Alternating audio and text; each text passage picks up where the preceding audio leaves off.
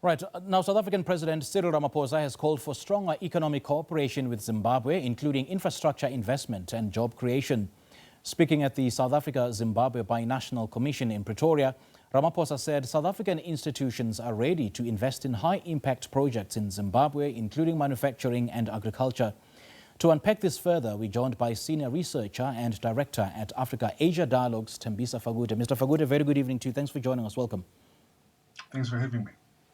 Now, President Ramaphosa himself admitted South Africa exports far more to Zimbabwe than it actually imports. Doesn't that mean the current relationship already serves South African capital and South African jobs quite well? So what's the actual strategic case for South Africa investing more in building up Zimbabwean productive capacity that could eventually compete with it? Well, I don't think there's anything wrong with it, and I think South Africa is trying very hard to do so. But we've got a government that's not really willing to assist its own people. So South Africa will invest in Zimbabwe, but the government itself is full of corruption. It jails the opponents, it suppresses basic human rights.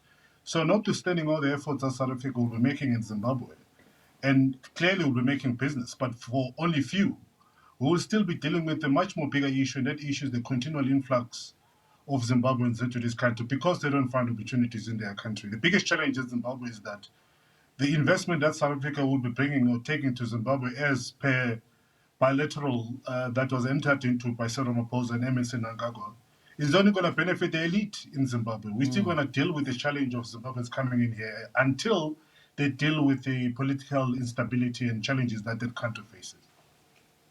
And just considering that Zimbabwe is described as one of South Africa's largest trading partners, yet the relationship has produced, 33 plus agreements since 2015 with, by Ramaphosa's own account, still underwhelming results. So what structurally has prevented past commitments from translating into delivered projects? And why would this fourth session be any different?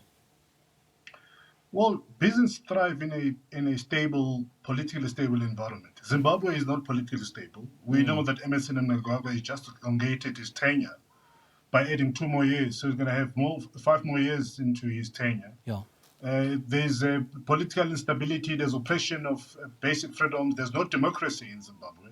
And until you have a situation where there's a stable political situation, you are unlikely to have any positive economic result coming from these relationships and bilaterals. And by the way, as I've said, unlike South Africa, when you talk about bilateral economic relations between South Africa and Zimbabwe, or for any country for that matter with Zimbabwe, is only meant for the elite, is only meant for the few.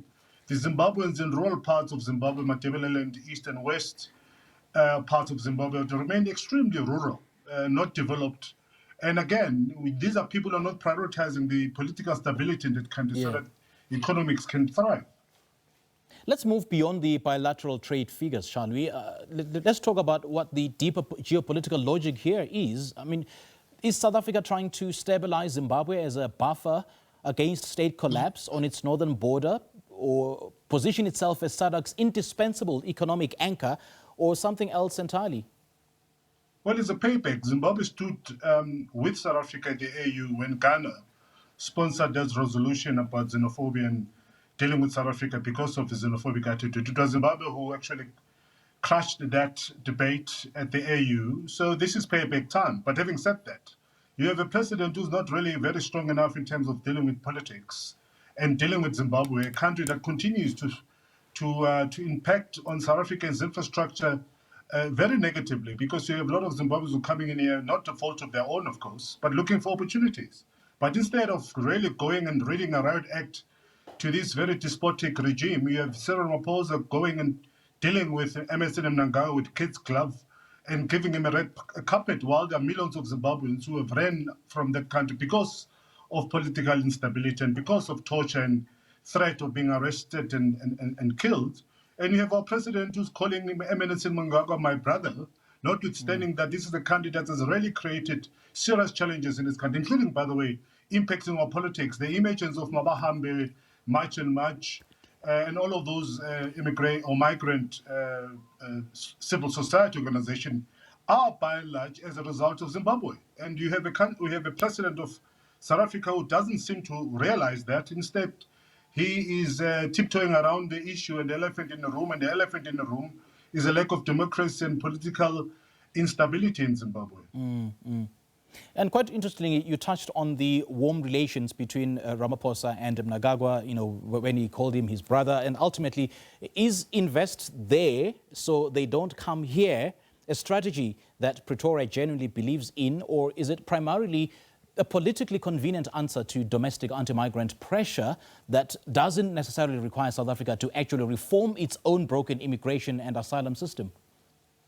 Well, what South Africa is supposed to be doing is to strengthen our borders, read the Road Act to the Zimbabweans, particularly Emmerson and Mnangagwa, and make sure that they deal with their political problems in that country. As I've said, the basis for economic stability and success is political stability. We don't see Zimbabwe doing that at the moment. And what, of course, is irritating for a lot of us whose interest is often jeopardized by the instability or political instability in Zimbabwe is that we have a president who's continually smiling with this despot. We know what is done to his opposition. We know what is done to people in Zimbabwe. But we don't see Cyril Ramaphosa really reading him a Road Act in terms of what South Africa expect, as other countries will do. What he's doing at the moment, tiptoeing around the issue, calling him a brother, notwithstanding that is a man who is using every undemocratic means to remain in power, to continue oppressing his people. And of course, they've got no respect for us as South Africans because they know that what they'll get is an encouragement in what was called a quiet diplomacy when it comes to their own inaction. But at the same time, it's South Africans that are dying. It's South Africans that are having their infrastructure suffocated because of what's going on in Zimbabwe. It's South Africans who have to deal with the march and the negative image that we now have throughout the country. The majority of the immigrants who are in this country are Zimbabweans.